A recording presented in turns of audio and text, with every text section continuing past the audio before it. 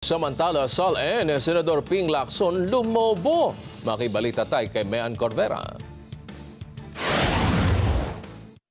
Lumobo ang net worth ni Senator Ping Lacson hanggang nitong June 2025 kung ikukumpara sa halaga ng kanyang mga ari-arian noong 2022 nang umalis siya sa Senado. Noong June 30, 2022, aabot lang sa 58,771,000 ang net worth ni Lacson, pero umaabot na ito ngayon sa 244,940,509.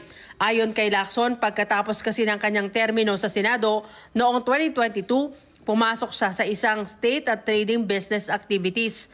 Katunayan, noong 2024, aabot sa 11,834,000 ang kanyang binayarang income tax returns. Handa naman si Lacson na isapubliko ang detalye pa ng kanyang Statement of Assets, Liabilities at Net Worth, kasama na ang kanyang mga ITR para sa taong 2023 hanggang 2024. Samantala, handa rin si Senate President Vicente Sotto na isapubliko ang kanyang SALN. Ayon sa Senador, noong siya pa ang Senate President sa mga nagdaang Kongreso, pinayagan niyang akses sa SALN base sa pag-aproba ng bawat senador. Ang magiging kaibahan lang niya sa ngayon, tatakpan ng address ng kanilang mga ari-arian. Mean Corvera para sa Mata ng Agila, matatag, matapang, matapat.